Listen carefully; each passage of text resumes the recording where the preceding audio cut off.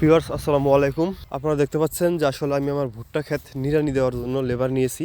আসলে এই কাজটা কিন্তু সবাই করে না, সবাই আপনার আগাছানাশক দিয়ে স্প্রে করে। আসলে এই আগাছানাশক দিয়ে স্প্রে করলে জমি অনেকটাই কিন্তু পিছিয়ে যায়, অর্থাৎ জমিতে যে ফসল আছে আপনি ফসলটার মধ্যে একটা ধাক্কা খায়, যার কারণে অর্থাৎ সেটা কিন্তু অনেকটাই পিছিয়ে যায়। তো তাই আমি কিন্তু আসলে আগাছানাশক দিয়ে স্প্রে কখনোই করি না, সবসময় নিড়ানি দেওয়ার চেষ্টা করি। এতে হয় কি, ফসলের কোনো ক্ষতি হয় না। আপনাকে একটা সাধারণ উদাহরণ দিয়ে বোঝাই। আপনি সুস্থ আছেন, যখন আপনাকে একটা আঘাত করবে, আপনি কিন্তু আপনার যে ধারা একটা গতিবিধ সেটা কিন্তু আপনার নষ্ট হয়ে যাবে। মিনিমাম 10 দিন 15 দিন এরকম একটা আপনাকে রেস্ট নেওয়া প্রয়োজন, এরকম হবে।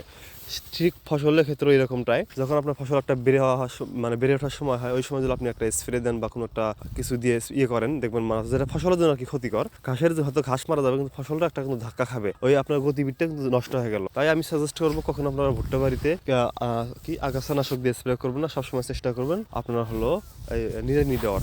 সামান্য একটা হয়তো খরচ বেশি যায়, যেমন আপনি 1 বিঘের যে ওষুধ কেনেন আপনার 1000 টাকা যায়, আর আপনার আর 1000 টাকা বা আর 800 টাকা বললে দেখবেন যে 4টা লেবার পাওয়া যাবে, সেই লেবার দিয়ে আপনি সুন্দরভাবে নিড়ে দিতে পারবেন। এতে হবে কি, মাটির উর্বরতাও ঠিক থাকবে, প্লাস আগাছাও নষ্ট হয়ে যাবে একদম।